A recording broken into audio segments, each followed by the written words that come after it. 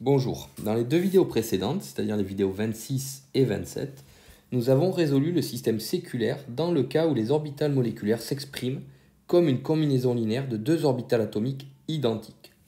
Nous allons maintenant introduire un mode de représentation de ces solutions. C'est ce que nous appellerons les diagrammes d'orbitales moléculaires ou DOM. Pour commencer, je vous rappelle ici l'expression des deux valeurs propres que nous avons trouvées, epsilon- et epsilon+. Ce que je cherche à faire ici, ce que nous allons chercher à faire ici, c'est déterminer le signe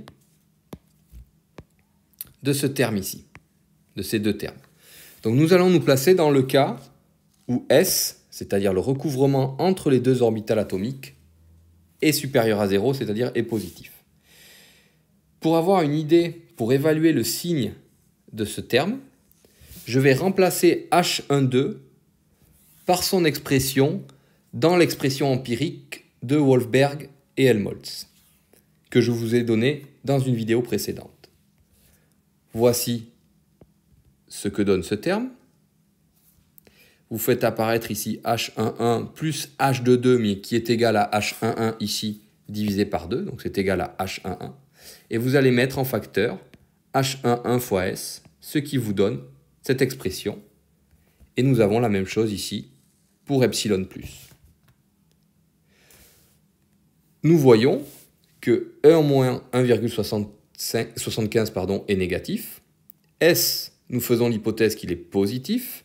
Et H11, qui correspond à l'énergie de l'orbital atomique dans l'atome isolé, est négatif.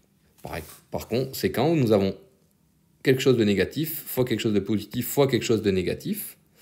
Le numérateur ici est donc positif. Le dénominateur, le recouvrement S, est compris entre -1 et 1. Nous nous intéressons à des recouvrements positifs, c'est-à-dire que S est compris entre 0 et plus 1. Par conséquent, ce terme ici est également positif. Donc ces deux termes, ces deux expressions ici, sont forcément positives. Je vais introduire cette notation, donc ce terme ici, je vais l'appeler delta epsilon-. Ce terme ici, je vais l'appeler delta epsilon+. Ces deux termes sont donc positifs, comme nous venons de le démontrer. Comme S est compris entre 0 et 1, ce terme ici est inférieur à 1, est compris entre 0 et 1. Par contre, ce terme ici, puisque nous avons un plus ici, est compris entre 1 et 2. Par conséquent, nous avons cette inégalité que delta epsilon+, est inférieur à delta epsilon-. Voici comment nous allons représenter tout cela. Sur ce schéma, je représente ici l'axe des énergies. Je place H11, donc je ne connais pas sa valeur exacte, je sais que c'est une énergie, donc je le place quelque part sur mon axe. Je représente par deux lignes horizontales, les niveaux d'énergie des orbitales atomiques dans les atomes. Dans mon cas, les deux orbitales atomiques ont pour énergie H11. Je représente ensuite les niveaux d'énergie epsilon+ et epsilon-. Ce terme epsilon+ étant positif, j'ai un moins ici. Le niveau epsilon+ est donc placé plus bas que H11. Au contraire, delta epsilon- est positif, j'ai un plus ici. Donc epsilon- est placé plus haut que H11. Et puisque nous avons cette inégalité ici, il est extrêmement important de remarquer et de représenter que ce delta ici est inférieur à ce delta ici. Physiquement, qu'est-ce que ça veut dire ? Physiquement, cela veut dire que la déstabilisation d'une orbitale moléculaire est toujours plus grande que la stabilisation de l'orbitale moléculaire. C'est-à-dire que cette stabilisation ici, puisqu'on a bien une orbitale moléculaire qui va être stabilisée, c'est-à-dire plus basse en énergie que les orbitales atomiques de départ, est plus faible que la déstabilisation de cette orbitale moléculaire. Donc sur ce schéma, j'ai proprement représenté, qualitativement on va dire, les informations que j'avais sur les valeurs propres. Maintenant, je vais également représenter qualitativement les résultats que j'ai obtenus sur les vecteurs propres. Quelles sont les informations importantes que j'ai dans ces deux équations, donc qui sont les expressions mathématiques des vecteurs propres, des fonctions propres, qu'il va falloir représenter sur mon schéma. Pour phi+, vous voyez que le coefficient qui s'applique à qui1 et qui2 est identique. Par conséquent, je représenterai qui1 et qui2, donc ces deux orbitales atomiques, avec des tailles similaires. Puisque le recouvrement est positif, ça veut dire que les deux orbitales, en tout cas la zone des orbitales qui se recouvrent, est de même signe. Par conséquent, qui1 et qui2 ont même signe. Si je fais la somme ici, ça veut dire qu'il n'y aura pas de changement de signe lorsque je vais passer de qui1 à qui2. Au contraire ici, pour phi-, j'ai toujours le même coefficient ici. Par conséquent, qui1 et qui2, je vais les représenter par des mêmes tailles d'orbitales atomiques. Mais maintenant, j'ai un changement de signe. Puisque j'ai un moins ici, je vais changer de signe entre qui1 et qui2. Donc ce qu'il faut noter, c'est que tous les résultats que nous venons d'obtenir ne dépendent pas du type d'OA.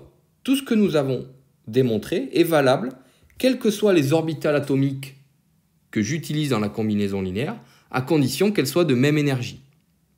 Donc ça peut être 2 orbitales 1s portées par 2 hydrogènes, ça peut être 2 orbitales 2p portées par 2 carbones. Pour vous donner un exemple ici, je vais choisir de représenter schématiquement l'interaction entre les 2 orbitales 1s portées par 2 atomes d'hydrogène. Voici ce que cela donne. Donc j'ai ici la représentation de phi+. Comme je vous le disais, il s'agit de la somme de 2 orbitales s de même signe, puisque j'ai une somme ici, et on voit bien ici et ici qu'elles ont même signe, donc un recouvrement positif.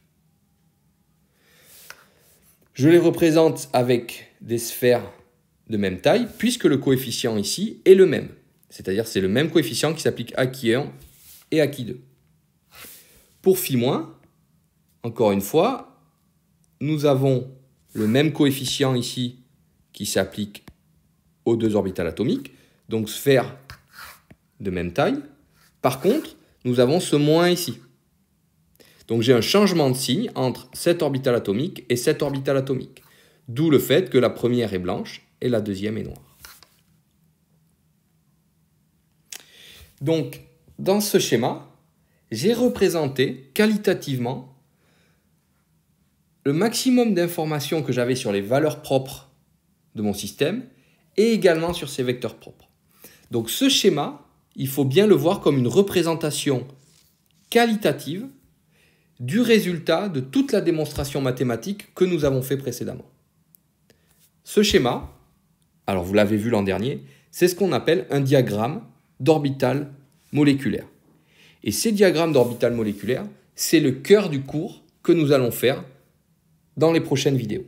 Donc il faut extrêmement bien comprendre ce que représentent ces diagrammes d'OM. Donc dans ce cas-là, puisque j'ai travaillé sur l'orbitale 1s d'un atome d'hydrogène et ici l'orbitale 1s d'un autre atome d'hydrogène, ce que j'ai représenté ici, c'est le diagramme d'orbitale moléculaire de la molécule H2. Donc en fait, vous avez ici une représentation schématique de la structure électronique de la molécule H2, sur laquelle je reviendrai dans la vidéo suivante. J'aimerais rapidement vous souligner le fait que tout ce que nous avons fait est indépendant du signe de S. Donc dans la slide précédente, j'ai supposé que S était positif, mais je peux très bien supposer qu'il est négatif. S'il est négatif, qu'est-ce que ça veut dire? Ça veut dire que les 2 orbitales atomiques au départ n'ont pas le même signe. Par conséquent, ça veut dire que maintenant delta E- et delta E+ sont tous les deux négatifs. Et ça veut dire que delta E+ est maintenant supérieur à delta E-. Si vous redessinez le diagramme d'OM correspondant, vous apercevez que maintenant epsilon- est situé plus bas que H11 et que epsilon+ est maintenant situé plus haut que H11. Mais H- ici est positionné exactement à la même énergie que l'était epsilon+ dans la slide précédente.